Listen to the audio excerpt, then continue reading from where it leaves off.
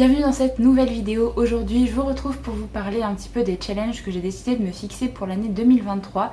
Ça fait maintenant plusieurs années que j'aime bien me fixer des petits challenges pour l'année, alors que je réussis ou pas, ça c'est une autre question. Mais là je suis quand même contente parce pour l'année 2022 j'ai quand même réussi quelques petits challenges et surtout vers la fin d'année je dois dire que j'ai essayé de carburer un petit peu pour valider certains trucs. Donc vous verrez ça dans le bilan de l'année 2022 qui arrivera tout début janvier, généralement c'est parmi les premières vidéos que je poste sur la chaîne.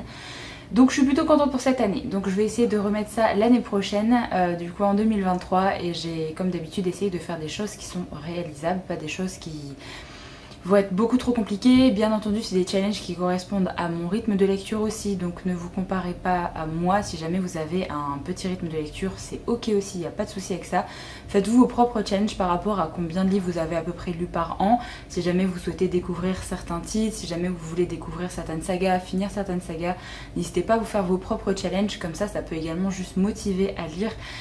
Moi j'adore en fait les mini satisfactions que ça crée quand vous validez une petite catégorie de votre challenge. Moi je coche des trucs, je colorie des trucs, enfin c'est quelque chose que j'aime bien, c'est une petite satisfaction, même si la lecture ça reste une passion, c'est quand même quelque chose que j'aime bien faire, d'avoir ces petits challenges tout au long de l'année. Donc comme d'habitude le premier challenge que je me fixe c'est le chiffre sur Goodreads, donc c'est juste un chiffre indicatif, je le mets toujours à 150, ça fait 2 ans, 3 ans je crois que je le mets à 150. Parce que je compte mes graphiques maintenant dedans, donc c'est aussi pour ça que 150 livres c'est très facile à atteindre pour moi. Vous verrez ça dans mes stats de l'année, mais je lis quand même beaucoup de mangas et beaucoup de livres graphiques, donc forcément ça aide un petit peu. Donc voilà, premier challenge je mets à 150, je mets pas de pression sur ça, si jamais j'atteins pas tant pis, si jamais je l'atteins au cours de l'année et que je suis obligée de l'augmenter comme cette année ça a été le cas, et bien c'est pas grave, je l'augmente et puis voilà, ça me fait un autre objectif pour la suite. Ensuite il va y avoir 2 autres vidéos qui vont arriver sur la chaîne. En fait là la vidéo je vais la découper en 2, je vais y avoir la partie d'aujourd'hui et la partie concernant les sagas globalement. Mais il y aura 2 autres vidéos qui vont arriver où je vous présenterai du coup en tout début d'année les livres que je vais piocher parmi les favoris de certains booktubers ou de certains bookstagrammeurs que j'aime bien suivre, et du coup je vais piocher parmi leurs favoris de l'année 2022, comme ça me fera une mini palle également pour l'année prochaine. Je fais pas forcément une très grande liste, je peux pas choisir tout le monde non plus, donc forcément je vais essayer peut-être de changer par rapport à ceux que j'avais choisis pour cette année. Donc je vais essayer de piocher à droite à gauche pour savoir un petit peu quel livre pourrait potentiellement me plaire et pourrait me surprendre, que je n'ai pas lu cette année et qui du coup pourrait être un futur coup de cœur pour moi également. Donc il y aura la vidéo sur les livres préférés des booktubers et des bookstagrammeurs qui arrivera sur la chaîne en début d'année prochaine. Et il y aura également, donc là c'est pendant le mois de décembre, donc je crois que les résultats sortent le 8 décembre si j'ai pas de bêtises. Donc il va falloir juste le temps de faire la vidéo, de vous la monter et de la mettre sur la chaîne après. Mais ce sera tout ce qui va concerner les Goodreads Choice Awards. C'est quelque chose que j'avais mis en place uniquement l'année dernière et j'ai quand même réussi à lire pas mal de titres de ma sélection sur les Goodreads Choice Awards.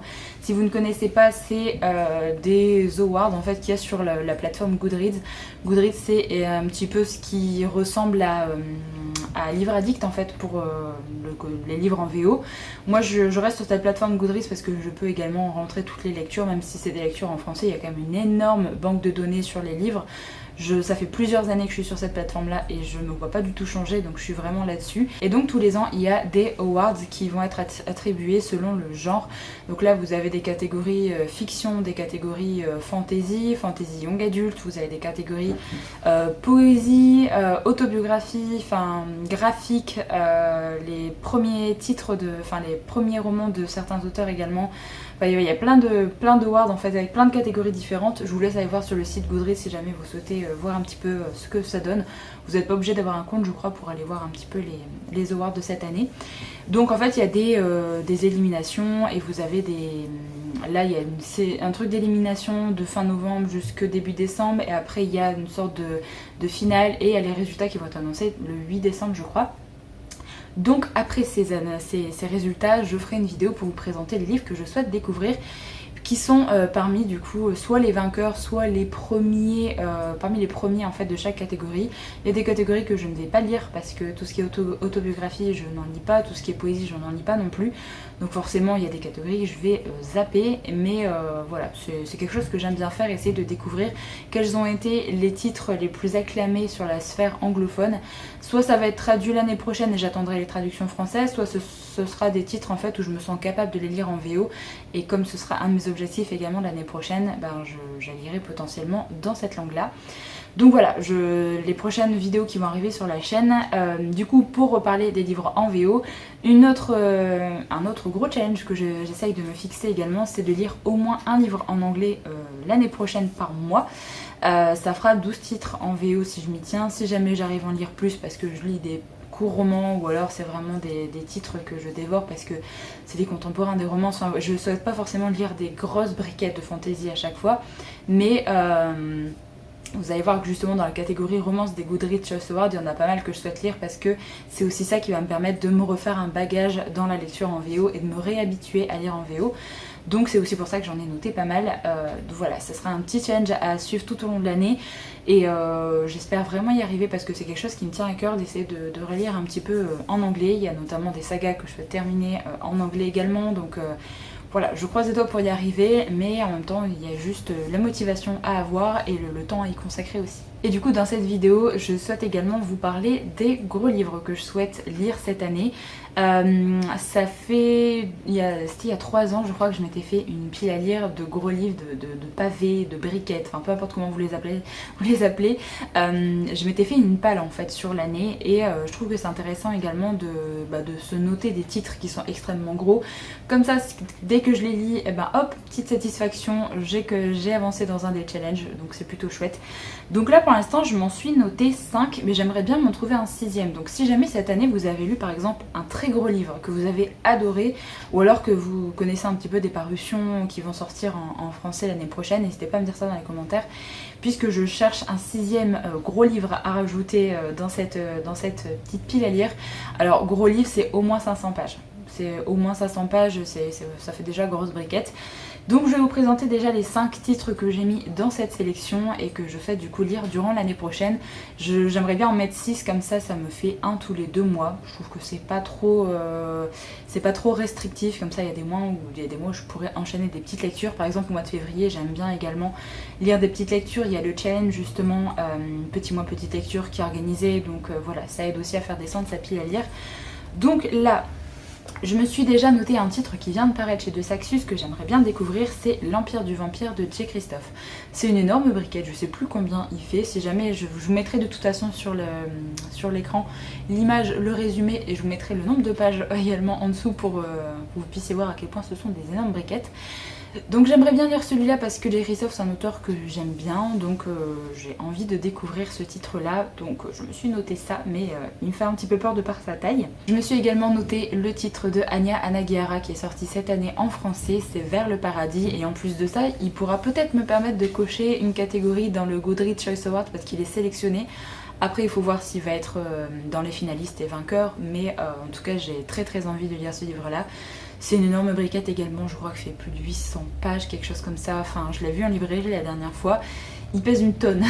Mais voilà, tout ça, c'est des titres que je vais potentiellement mettre dans ma wishlist de Noël. Comme ça, je me dis, ce seraient des titres que j'aurai en ma possession et que je pourrais lire du coup dès que l'envie se fait sentir. Parce que pour lire des briquettes, il faut que l'envie soit là, et si vous attendez le temps d'aller chercher le livre ou quoi que ce soit, des fois l'envie est plus là.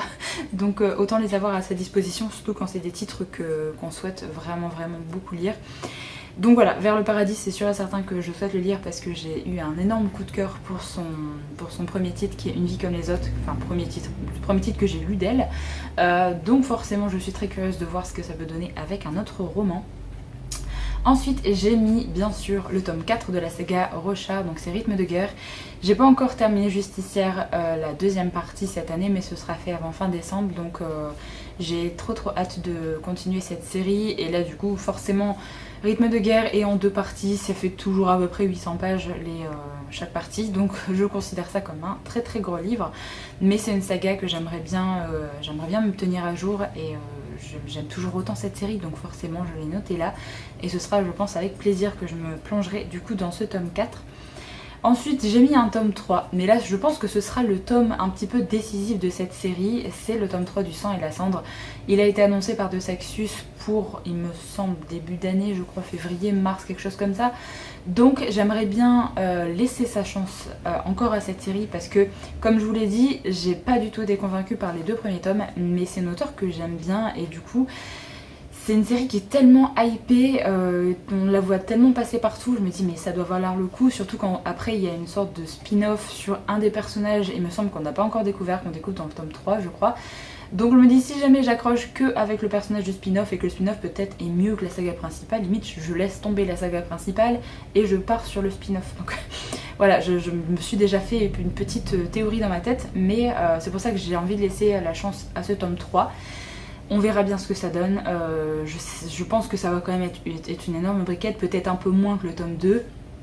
Mais voilà, il est quand même très gros aussi en anglais, donc il sera dans la catégorie gros livre pour moi, ça c'est sûr. Ensuite un titre que j'ai déjà dans ma pile, c'est Le tournesol suit toujours la lumière du soleil. Puisque c'est un titre de Martha Hall Kelly que j'ai très envie de lire. Alors j'ai uniquement lu le premier titre de cette saga on va dire historique, donc j'aimerais bien lire également celui d'avant avant de lire celui-là, donc comme ça me permettra de sortir ces 2 livres de ma palle.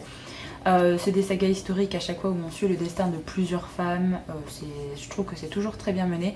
J'avais plutôt bien aimé l'écriture de l'autrice dans celui que j'ai lu, donc j'ai plutôt hâte de me faire mon propre avis sur celui-là. Et pareil, après c'est chez Charleston, donc c'est écrit assez gros, c'est assez aéré, mais c'est quand même une grosse briquette, donc faut quand même le caser et j'ai quand même très hâte de le lire. Donc voilà, il me reste encore une seule place du coup pour ce challenge. N'hésitez pas du coup à me donner vos recommandations de gros livres que vous avez potentiellement lus cette année, que vous avez adoré, comme ça j'essaierai de regarder pour me caser ça pour le 6e livre que je vais lire. Après si jamais je trouve pas forcément de gros livres avant la fin d'année, je laisse cette place disponible pour les prochaines sorties qui arriveront en 2023, et si jamais vraiment il y a une briquette qui sort en 2023, je la mettrai dans cette catégorie là. Donc voilà, un petit peu pour la première vidéo sur mes challenges que je voulais vous présenter. Je vais faire une 2e vidéo que vous verrez très rapidement sur la chaîne. Je vais juste la découper pour que ce soit un petit peu plus digeste. Mais ce sera une vidéo qui sera consacrée aux sagas. Donc je vais vous parler des sagas que je souhaite soit terminer, soit être à jour. Et également des sagas que je souhaite commencer. Donc j'ai essayé de ne pas en mettre non plus trop parce que j'essaye de pas avoir trop de sagas en cours, mais c'est des sagas qui sont déjà toutes terminées, donc c'est aussi l'objectif de se dire si je commence cette saga potentiellement tôt dans l'année, je la termine avant la fin d'année, et peut-être y aller progressivement, genre je veux pas commencer toutes ces sagas avec le premier tome à chaque fois. Si jamais je commence ces sagas, je termine au fur et à mesure les sagas avant de commencer les autres, ce serait un petit peu l'objectif. Donc voilà, je vais en terminer là pour cette première vidéo. Je vous retrouve du coup très vite pour vous présenter la suite du coup des challenges que je souhaite me fixer en 2023. Je vous remercie d'avoir regardé la vidéo jusqu'au bout, j'espère vraiment qu'elle vous a plu. En attendant une prochaine vidéo, prenez soin de vous.